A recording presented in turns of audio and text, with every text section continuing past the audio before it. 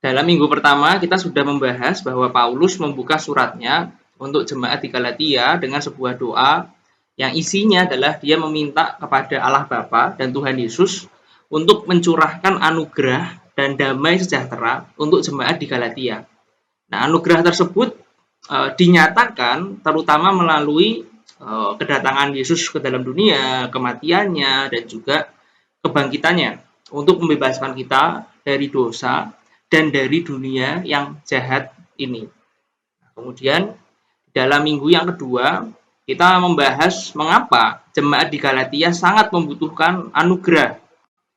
Hal ini karena ada pengajar-pengajar sesat yang mencoba mengganti Injil.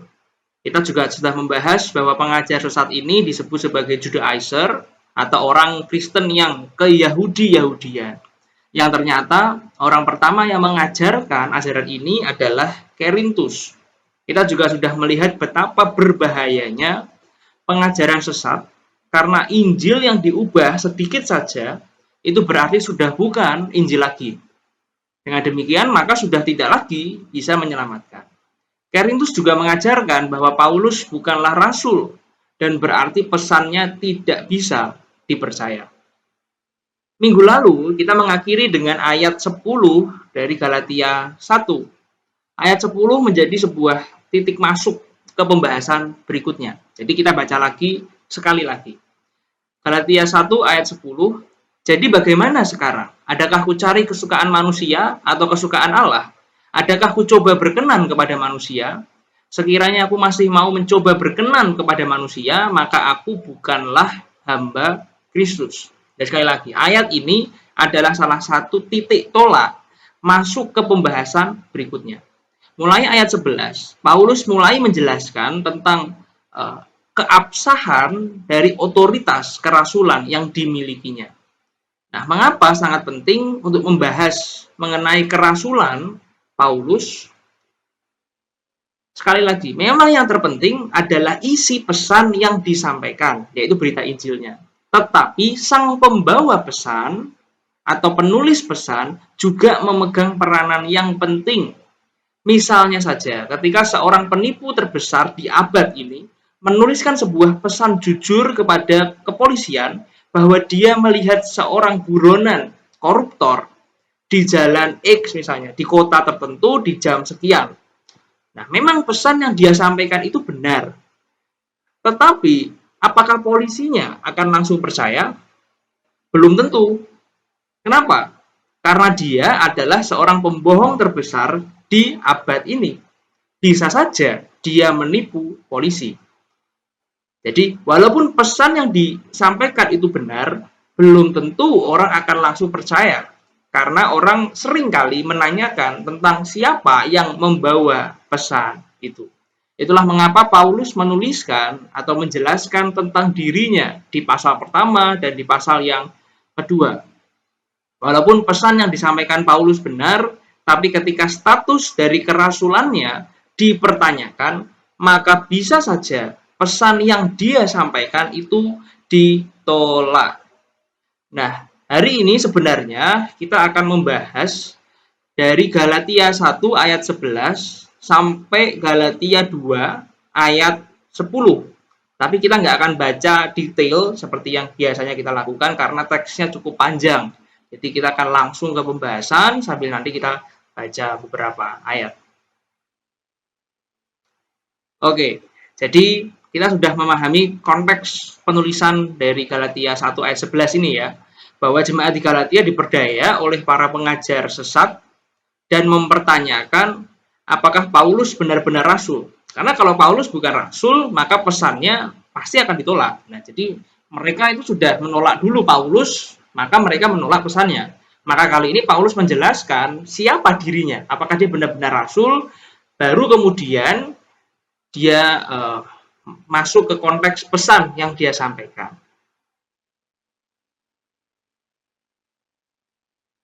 Jadi di sini di ayat 11 dan ayat 12, Paulus mulai menjelaskan isinya. Sebab aku menegaskan kepadamu, saudara-saudaraku, bahwa Injil yang kuberitakan itu bukanlah Injil manusia. Karena aku bukan menerimanya dari manusia, dan bukan manusia yang mengajarkannya kepadaku, tetapi aku menerimanya oleh pernyataan Yesus Kristus. Paulus mengatakan bahwa pesan yang dia sampaikan itu benar karena pesan itu bukan dari manusia, melainkan langsung dari Allah. Yang menarik adalah di bagian berikutnya ketika Paulus menjelaskan mengenai argumen kerasulannya, dia tidak mengutip teks Alkitab, argumentasi-argumentasi yang ada, tapi dia malah menceritakan bagaimana dia mendapatkan Injil tersebut, dan yang lebih penting adalah bagaimana Injil itu mengubah hidupnya. Ini kita akan melihat bagaimana Paulus menulis cerita tentang kisah pertobatannya. Jadi sekali lagi, bagi Paulus pesan Injil yang diberitakannya benar karena Allah sendiri yang menyampaikan kepadanya, dan pesan Injil itu bukan hanya benar tapi sudah mengubah hidupnya. Perubahan hidup adalah argumen terbaik dalam menyebarkan Injil. Setiap kita boleh belajar tentang Alkitab. Setiap kita boleh belajar tentang yang namanya teologi, ilmu tentang Alkitab, tentang Allah dan sebagainya. Boleh kita menjadi semakin pintar tentang hal-hal yang rohani. Itu nggak salah, malah itu adalah hal yang bagus. Aku sendiri malah mendorong teman-teman untuk belajar lebih dalam tentang Alkitab, tentang misalnya tentang teologi, tanpa harus masuk ke universitas teologi pun tidak masalah. Setiap kita harus belajar tentang hal-hal rohani itu. Itu nggak salah, itu bagus. Tetapi pada akhirnya, semua yang kita pelajari, entah di sekolah minggu, entah kita belajar sendiri dalam saat teduh kita, dan sebagainya, pada akhirnya, itu semua harus bisa mengubah hidup kita. Jika itu semua yang kita pelajari tidak mengubah hidup kita, maka semuanya sia-sia. Seorang pastor namanya Michael Christian, dia menulis, jangan hanya mengerti doktrin, tapi aplikasikanlah doktrin. Jangan hanya mengucapkan atau mengartikulasikan apa itu Injil, tapi hidupilah Injil. Jangan hanya banyak mengetahui, tapi banyaklah mengasihi. Jangan hanya menjadi orang yang menerima anugerah, tapi jadilah penyalur anugerah. Jangan hanya menerima kabar baik, tapi jadilah pemberita kabar baik. Ya, jadi nggak hanya kita hanya belajar itu penting. Tetapi yang terlebih penting adalah apa yang kita pelajari harus bisa kita terapkan, harus bisa kita aplikasikan dalam hidup kita setiap hari. Ingat, tidak semua orang bisa tahu apa yang ada di pikiran kita, apa doktrin yang kita pegang, seberapa dalam kemampuan kita memahami Alkitab. Tapi semua orang bisa melihat bagaimana cara kita hidup. Apakah mereka bisa melihat Allah melalui hidup kita? Atau siapa yang mereka lihat ketika mereka melihat hidup kita? Di 2 Korintus, Paulus menulis, tetapi harta ini konteksnya berbicara tentang pesan Injil, tetapi harta ini kami punyai dalam bejana tanah liat, supaya nyata bahwa kekuatan yang melimpah-limpah itu berasal dari Allah dan bukan dari diri kami sendiri. Keindahan Injil disimpan di dalam bejana tanah liat, itu hati kita, supaya nyata setiap kali orang melihat hidup kita, yang mereka lihat bukan lagi kita, tetapi Kristus yang hidup di dalam kita. Kenapa Paulus menulis bejana tanah liat? Bejana tanah liat tidak punya desain yang terlalu menarik. Kemudian bejana tanah liat juga mudah pecah. Sama juga dengan kita. Hidup kita tidak menarik dan rapuh, dan banyak kelemahan, banyak dosa, dan seterusnya. Tetapi Allah justru mau menyimpan, meletakkan pesan Injilnya yang berharga di dalam hati kita. Dalam konteks orang Yahudi pada saat itu, ketika harta diletakkan di dalam bejana tanah liat, yang terjadi adalah ketika orang melihat harta itu, mereka tidak melihat tanah liatnya, tapi mereka melihat apa yang ada di dalam tanah liatnya. Mudeng ya, jadi luarnya tidak bagus, tapi dalamnya berharga. Jadi ketika orang melihat, dia nggak lihat bejananya, tapi lihat dalamnya yang berharga. Sama juga, ketika orang melihat hidup kita, harusnya bukan lihat kitanya, tapi lihat Allah yang ada di dalam kita. Itu konteks orang zaman dahulu. Berbeda misalnya dengan orang zaman sekarang yang lebih suka apa? Isinya nggak begitu bagus, tapi covernya sebagus mungkin gitu ya. Jadi dihias sebagus mungkin, tapi dalamnya tuh isinya nggak bagus. Nah, jangan sampai seperti itu. Tapi jadilah seperti bejana tanah liat ini. Tidak bagus, tapi dalamnya berharga. Jadi ketika orang melihat, nggak lihat bejananya, tapi lihat harta yang ada di dalamnya. Demikian juga dengan hidup kita. Kita ini harus memegang apa ya, pesan Injil kita masukkan dalam hati, sehingga yang kelihatan bukan hati kita, tapi pesan Injil yang lebih berharga di dalam hati kita itu. Seorang penafsir, Matthew Henry, dia mengatakan, itu adalah hal yang menarik untuk melihat matahari di cakrawala. Tetapi adalah hal yang lebih menarik, lebih menyenangkan, dan lebih menguntungkan adalah saat Injil bersinar di dalam hati kita. Memang lihat matahari itu bagus, indah gitu ya. Kita naik ke gunung melihat sunset, sunrise itu indah. Tetapi lebih indah lagi kalau melihat Injil bersinar di dalam hati kita. Seperti cahaya adalah awal dari ciptaan yang pertama, demikian juga di ciptaan yang baru, yang pertama muncul adalah cahaya terang dari Roh Kudus yang bekerja di dalam jiwa kita.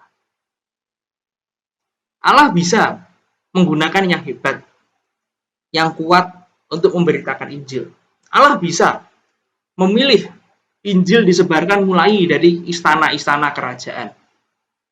Tetapi justru kalau kita lihat, Allah lebih memilih yang lemah, yang berdosa, yang tidak mampu untuk memberitakan Injilnya. Justru di dalam kelemahan dan ketidakmampuan, pesan Injil semakin bersinar terang. Inilah kekristenan. Oke, selanjutnya Paulus menuliskan tentang kondisinya sebelum dia menjadi orang Kristen. Dia menulis dalam ayat 13 dan ayat 14. Sebab kamu telah mendengar tentang hidupku dahulu dalam agama Yahudi. Tanpa batas aku menganiaya jemaat Allah dan berusaha membinasakannya. Dan di dalam agama Yahudi aku jauh lebih maju dari banyak teman sebaya dengan aku di antara bangsaku. Sebagai orang yang sangat rajin memelihara adat istiadat nenek moyangku. Paulus menggambarkan dirinya sebagai seorang penganut Yahudi atau orang Farisi dia tepatnya yang sangat taat. Bahkan karena ketaatannya terhadap ajaran Yahudi rabbinik, Paulus menjadi seorang penganiaya untuk orang-orang Kristen. Misalnya, kita bisa baca dalam Kisah Para Rasul 22. Di sini ditulis, Paulus, aku adalah orang Yahudi, lahir di Tarsus, di tanah Kilikia, tetapi dibesarkan di kota ini. Dididik dengan teliti di bawah pimpinan Gamaliel. Gamaliel adalah seorang guru Yahudi, rabi Yahudi yang sangat besar pada zamannya dalam hukum nenek moyang kita, sehingga aku menjadi seorang yang giat bekerja bagi Allah, yang mengira semua yang dia lakukan itu sudah dikatakan bekerja untuk Allah, sama seperti kamu semua pada waktu ini. Dan aku telah menganiaya pengikut-pengikut jalan Tuhan.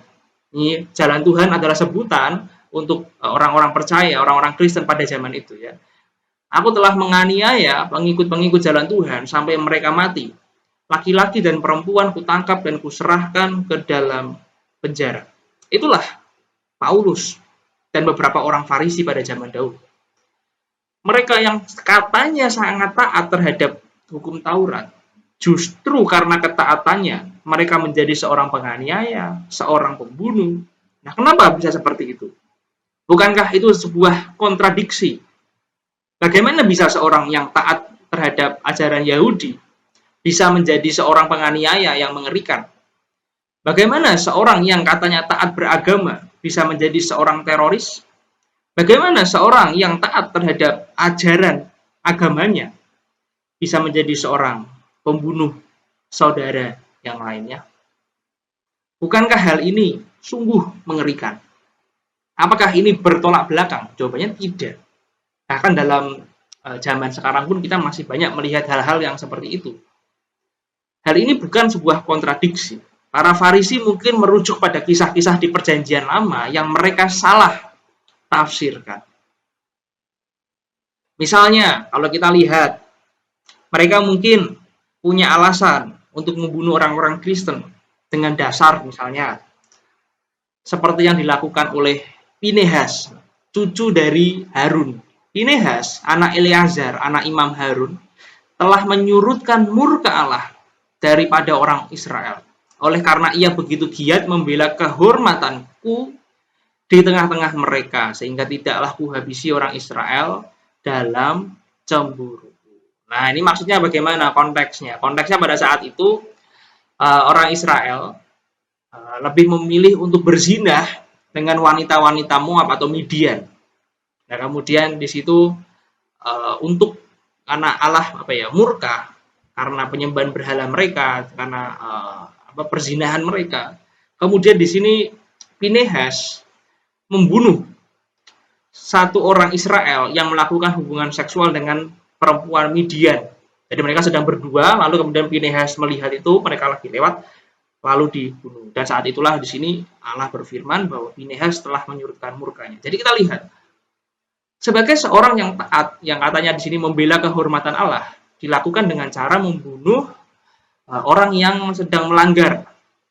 Yang pada saat itu sedang orang Israel tidak boleh berhubungan dengan non-Israel, tapi kemudian ada orang-orang yang melakukan hal itu.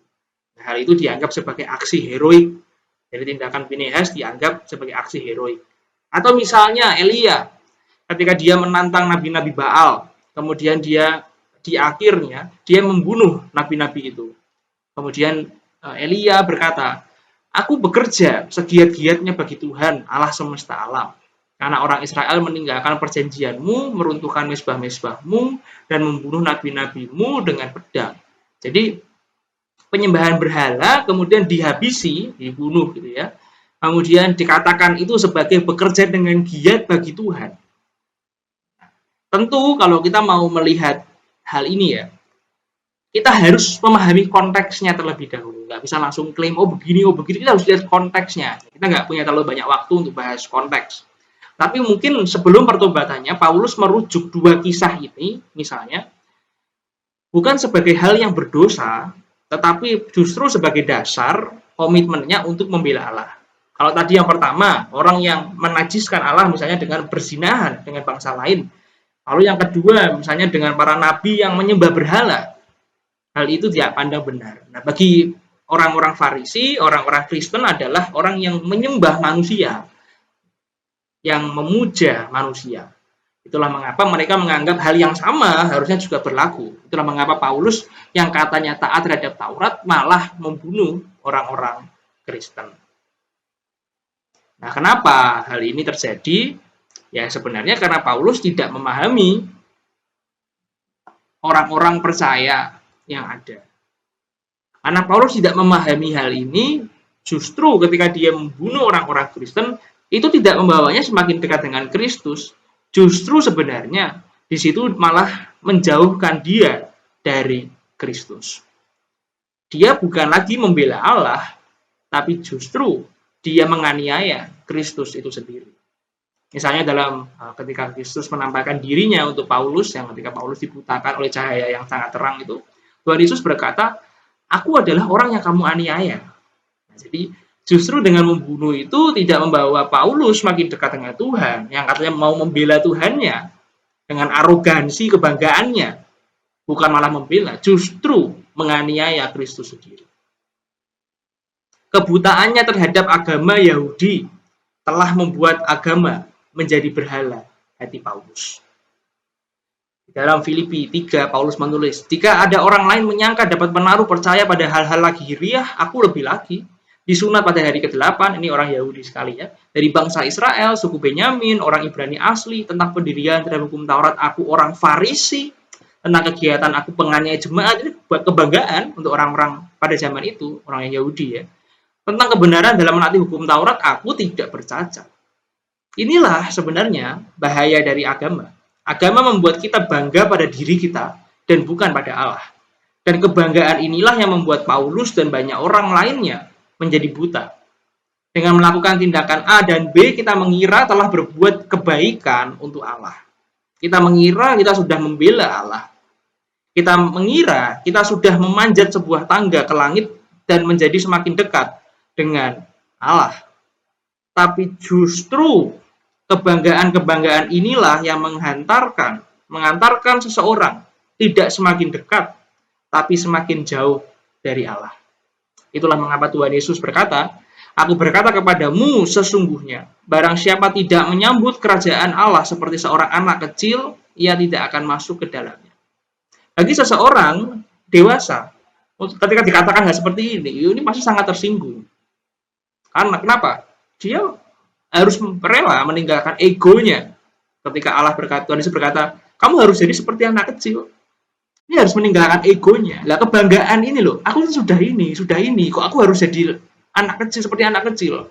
Ego inilah yang dibawa oleh agama. Ego inilah yang membuat orang jadi buta ketika melihat Kristus. Itulah Paulus, dan bukan hanya Paulus, itulah kita semua sebelum mengenal Injil dan anugerah Allah. Itulah agama. Kamu berbuat banyak kebaikan, aku bisa berbuat ini untuk Tuhan. Aku semakin hebat kan? Makanya seringkali orang yang mengagungkan kebanggaannya itu, yang memberhalakan kebanggaan, pride-nya itu, dia pasti akan berkata apa? Aku sudah ngasih banyak. Lihat dia, nggak ngasih apa-apa. Aku lebih bagus, lebih baik daripada dia. Nggak apa-apa lah, aku sudah ngasih segini, toh ini juga lebih banyak daripada kamu. Misalnya kayak gitu. Itu kebanggaan yang membutakan. Injil tidak seperti itu. Injil tidak seperti itu. Oke. Nanti kita akan lihat lebih jauh ya. Kita lanjutkan ke ayat 15 dan 16. Nah, kehidupan Paulus berubah ini ya, mulai ayat 15 sampai 16. Tetapi waktu ia yang telah memilih aku sejak kandungan ibuku dan memanggil aku oleh kasih karunia-Nya, berkenan menyatakan anaknya di dalam aku supaya aku memberitakan dia di antara bangsa-bangsa bukan Yahudi.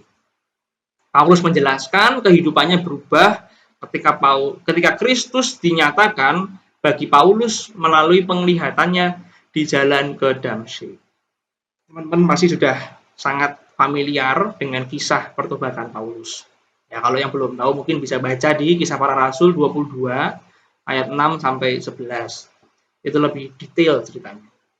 Nah, Tuhan Yesus mengubah hidup Paulus. Lihat bahasanya Paulus. Ia berkenan menyatakan anaknya di dalam aku. Jadi yang menyatakan siapa? Allah. Tuhan Yesus. Inilah poin penting juga yang perlu kita ketahui. Kita seringkali berbicara tentang mencari Allah. Tetapi yang sebenarnya kita itu bukan mencari, tapi kita itu dicari dan ditemukan oleh Allah.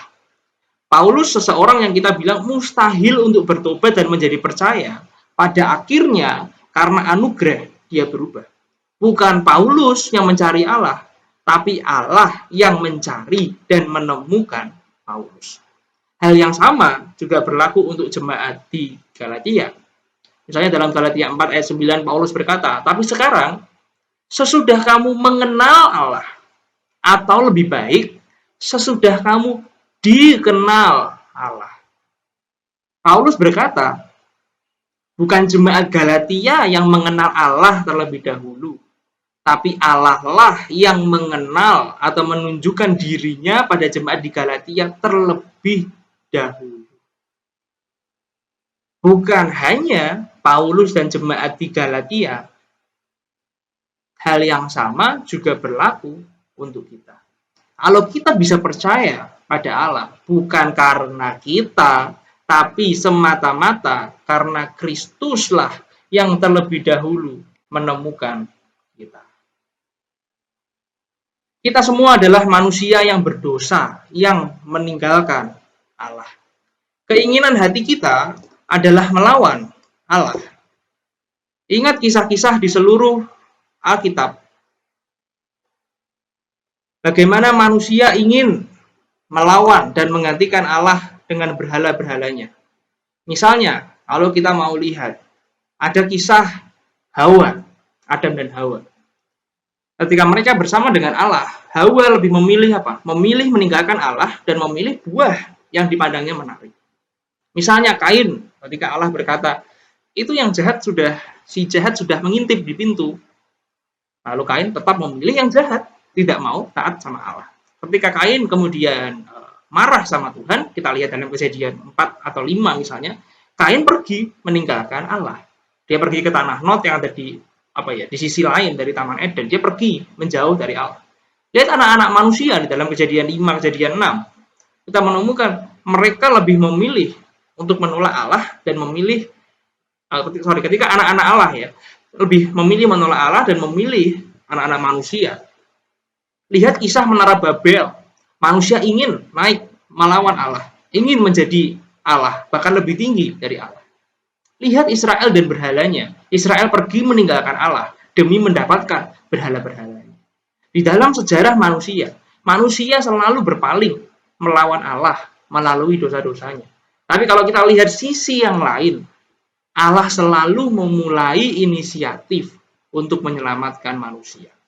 Allah lah yang pertama kali mencari manusia. Saat manusia tidak memiliki pemikiran tentang pengampunan, Allah berinisiatif untuk menebus umatnya. Nah, kisah ini berpuncak pada pribadi Yesus Kristus. Saat kita fokus pada dosa, Kristus, pribadi kedua dari Allah Tritunggal, mau datang ke dunia, menjadi manusia, meninggalkan tahta kemuliaannya di surga, dan menjadi hina untuk menyelamatkan kita. Yang kita ini nggak mau lihat sama Kristus terus gitu. Kita lebih suka sama dosa, tapi Kristus mau datang menyelamatkan kita, membawa kita kembali. Ini semua bukan karena kita hebat, tapi semua karena kasih Allah yang begitu besar pada kita. Kasih Allah yang besar, yang sudah mengubah hidup Paulus, juga adalah anugerah yang sama, yang bisa mengubah hidup setiap kita. Maukah kita diubah oleh kasih karunia yang sama yang mengubah hidup Paulus? Kasih karunia itu telah mengubah hidup Paulus dan harusnya juga mengubah hidup kita. Dalam 2 Korintus 4, Paulus berkata, kami senantiasa membawa kematian Yesus di dalam tubuh kami, supaya kehidupan Yesus juga menjadi nyata di dalam tubuh kami. Saat kita sudah menerima anugerah itu, hidup Yesus menjadi nyata di dalam hidup kita. Sehingga tadi, pada akhirnya bukan lagi kita, tapi Kristus yang hidup di dalam kita. Nah, kemudian setelah mengalami pertobatan dan seterusnya, Paulus dipanggil Allah menjadi seorang pemberita Injil. Dia mengabarkan Injil hingga mati martir di Roma. Tapi ada satu hal yang penting, kasih karunia itu tidak hanya berhenti dari seseorang yang tidak mengenal Allah, kemudian menjadi mengenal Allah. Tapi kasih karunia itu terus bekerja di dalam diri orang tersebut hingga dia mau mengenalkan Yesus pada orang lain. Ilustrasinya seperti ini. Kalau kita adalah orang yang suka dengan kopi misalnya, kita mencari, kita ini seringkali minumnya kopi sasetan gitu ya. Misalnya kita seringkali minum kopi sasetan yang murahan seperti itu. Kemudian kita nggak pernah minum kopi yang benar-benar kopi asli. Kemudian kita diajak oleh teman kita ke sebuah toko kopi, coffee shop.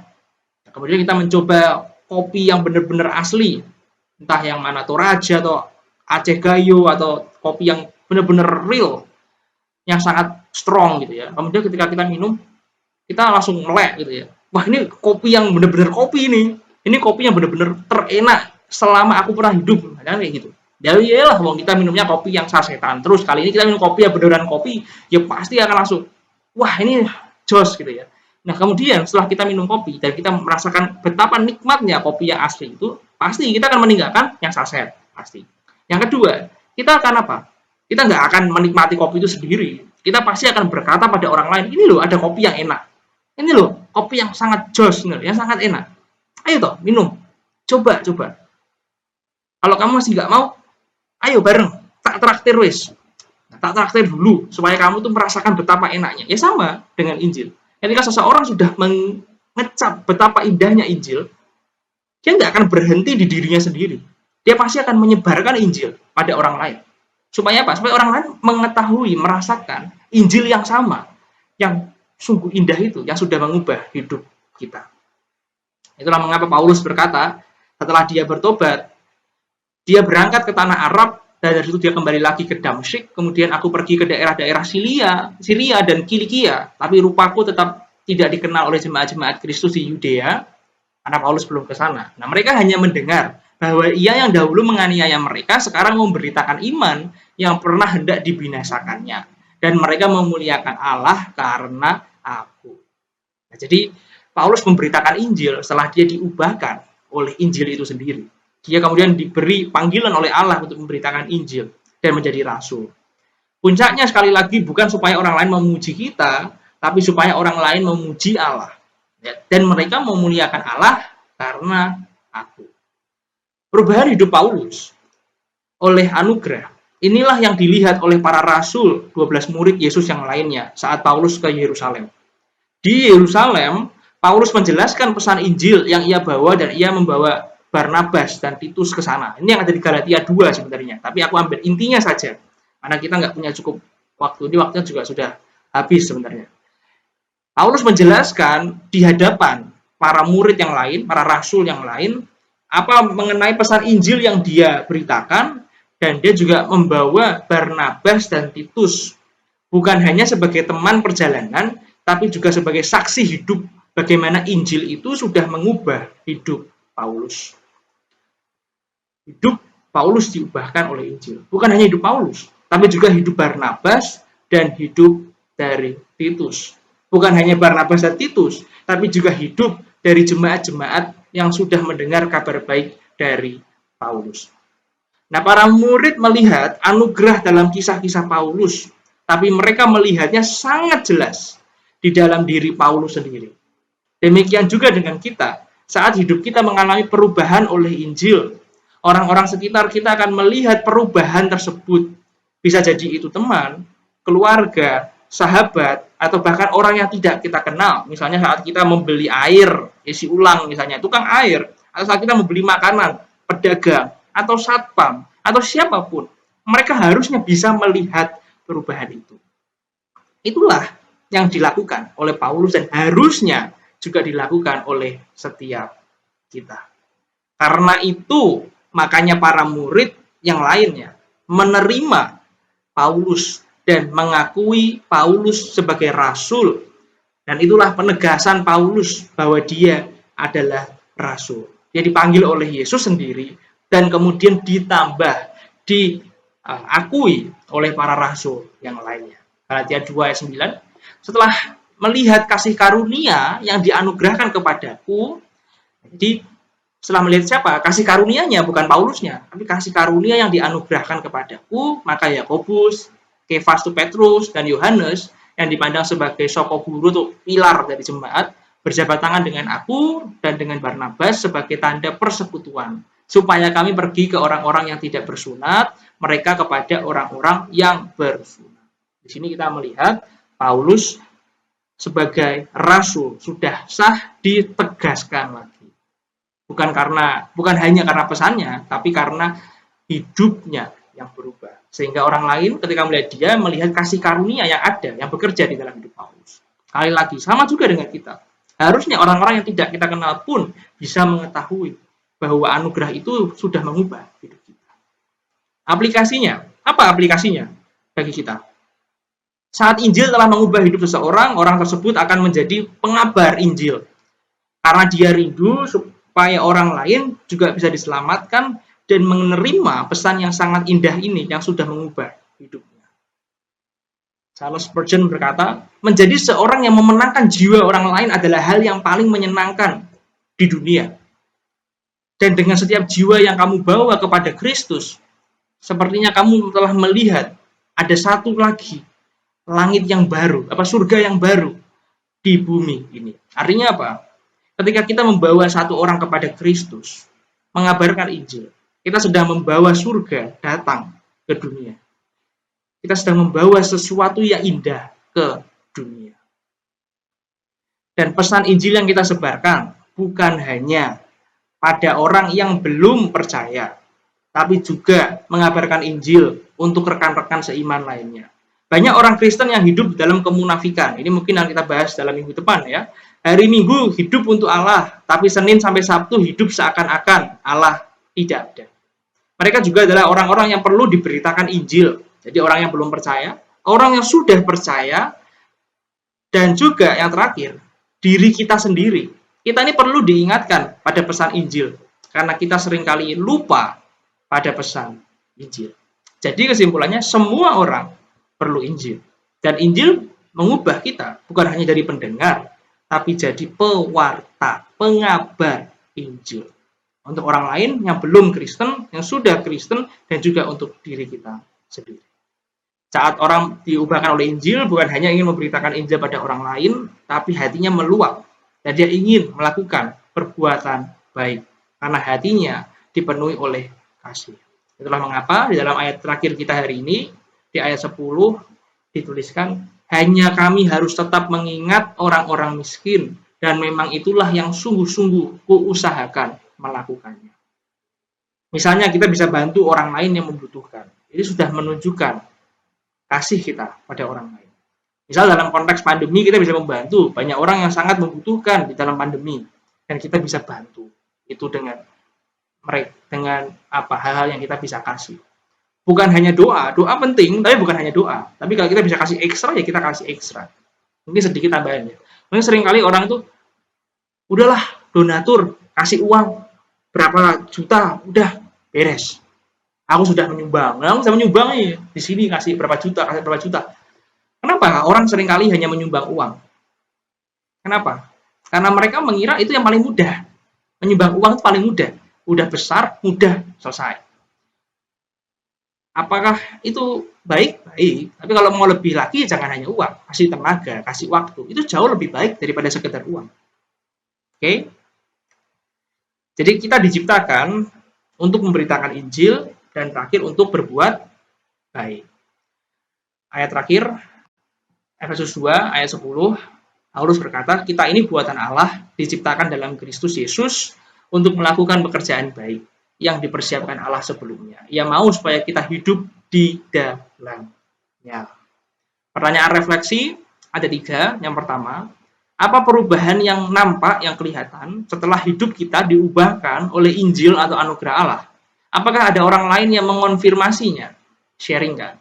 Kedua, dalam transformasi hidup kita, apakah kita berjuang sendirian atau bersama dengan orang lain? Sharing kan? Yang ketiga, setelah mengalami anugerah dan kasih Allah, apakah kita mau mengabarkan Injil pada orang lain? Bagaimana caranya? Sharing kan?